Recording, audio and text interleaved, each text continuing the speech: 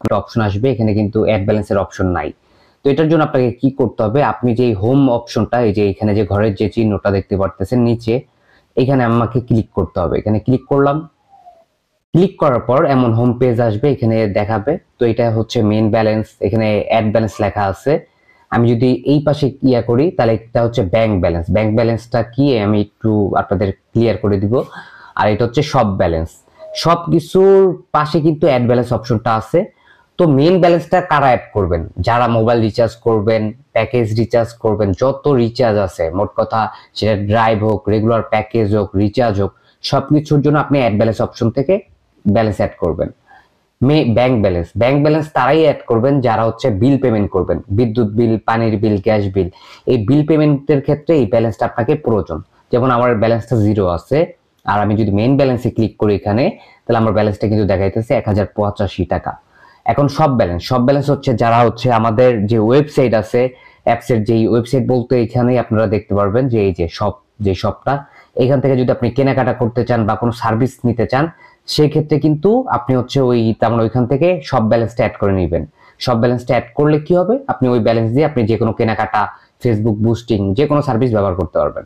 তো যাই হোক, যেহেতু আমি মোবাইল রিচার্জ করব, মোবাইল রিচার্জের ব্যবসা করব, সেক্ষেত্রে আমি মেইন ব্যালেন্সটা অ্যাড করব। এই যে আমার 1000 এখন দেখাই দিই আপনাদের, 1085 টাকা আছে। এখন আমি অ্যাড ব্যালেন্সে ক্লিক করব।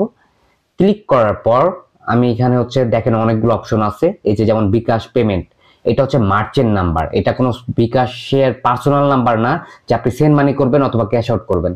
আপনি যেটা করবেন এই নাম্বারে পেমেন্ট করতে হবে। তো যাই হোক, আমি এখানে কত টাকা লিখবো, এখানে হচ্ছে আমি যেই টাকাটা পাঠাবো বা যত টাকা ব্যালেন্স অ্যাড করবো সেই অ্যামাউন্টটা এখানে বসাইতে হবে। তো আমি ধরেন 200 টাকা অ্যাড করব। তো 200 টাকা লিখলাম, তারপর নেক্সটে ক্লিক করব। নেক্সটে ক্লিক করার পর এখানে আপনি দেখতে পারবেন যে নাম্বার পেয়ে যাবেন। এই যে যে নাম্বার, এখানে কিন্তু সুন্দর করে বলা আছে ব্যালেন্স অ্যাড করার জন্য নিচের দেওয়া নাম্বারে পেমেন্ট করুন, বিকাশ মার্চেন্ট। এখানে বলাই আছে এটা বিকাশ মার্চেন্ট।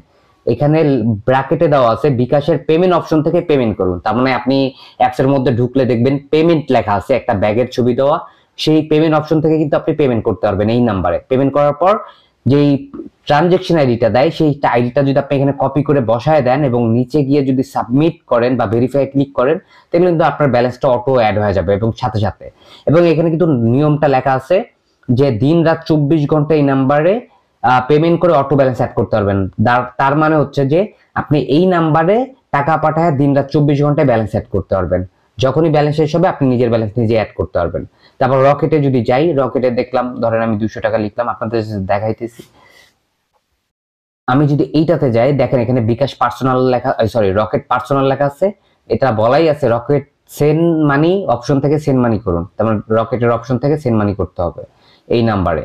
তো যাই হোক, আমি আবারও পিছিয়ে যাই, এটা হচ্ছে দিন রাত 24 ঘন্টা। তারপর যদি বলি আমি নগদের কথা, নগদ পার্সোনাল, এইটাতেও কিন্তু আপনি দিন রাত 24 ঘন্টা ব্যালেন্স অ্যাড করতে পারবেন। এই নগদে টাকা পাঠায় আপনি দিন রাত 24 ঘন্টায় ব্যালেন্স অ্যাড করতে পারবেন, এখানে লেখাই আছে।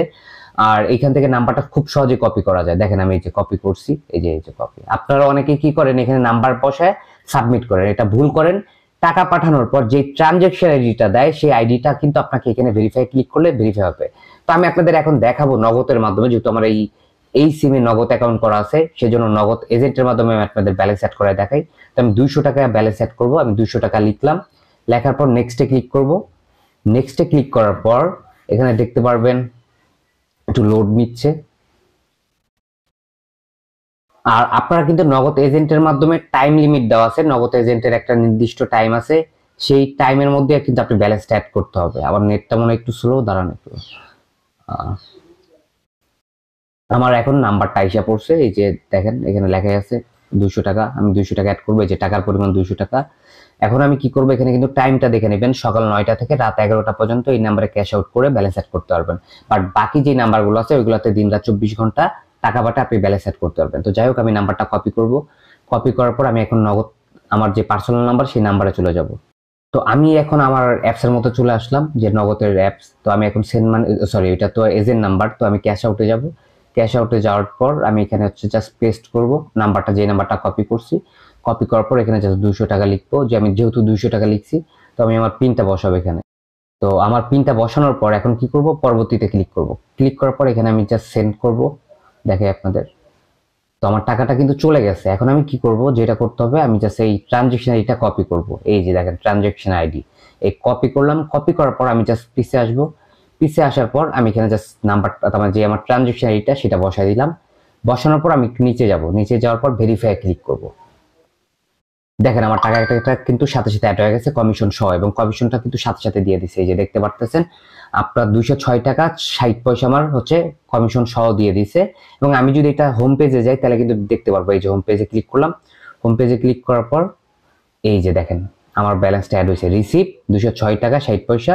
এই যে আমি যদি এখানে ক্লিক করি, যে ওয়াল হিস্ট্রি যদি ক্লিক করি, এই যে দেখেন এখানে না সরি, এই যে অ্যাড ব্যালেন্স, তার আমার ব্যালেন্সটা কিন্তু সাথে সাথে ব্যালেন্স অ্যাড হয়ে গেছে। আমি যদি এখান থেকেও চেক করি, যে এই যে ক্লিক করলাম 1292 টাকা, আমার কিন্তু ছিল 1085 টাকা, আমার কিন্তু ব্যালেন্সটা সাথে সাথে অ্যাড করতে পারছি।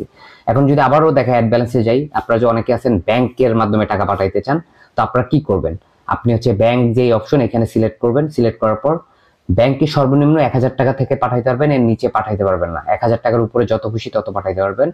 তো আমি এখানে কিন্তু দেখলাম ব্যালেন্স অ্যাড করার জন্য নিচের দেওয়া নাম্বারে পেমেন্ট করুন। তার মানে হচ্ছে ফার্স্ট রিচার্জ টেলিকম অ্যাপে যার নামে অ্যাকাউন্ট খোলা সেই নামে আপনার ব্যাংক অ্যাকাউন্ট থেকে রিচার্জের ব্যালেন্স অ্যাড করার জন্য টাকা পাঠাইতে হবে। তার মানে আপনি যে আপনার যেই নাম দিয়া ফার্স্ট রিচার্জ টেলিকমের অ্যাকাউন্ট খুলবেন সেই নামে আপনার ব্যাংক অ্যাকাউন্ট থাকতে হবে। তার মানে নিজের অ্যাকাউন্ট থেকেই টাকা পাঠাইতে পারবেন, অন্য কারোর ব্যাংক অ্যাকাউন্ট থেকে টাকা পাঠানো নিষেধ, এটা সম্পূর্ণই নিষেধ। তো এখানে কিন্তু দেওয়া আছে অ্যাকাউন্ট নাম্বার, এটা হচ্ছে অ্যাকাউন্ট নাম্বার, এই নাম্বারে আপনি কপি করবেন।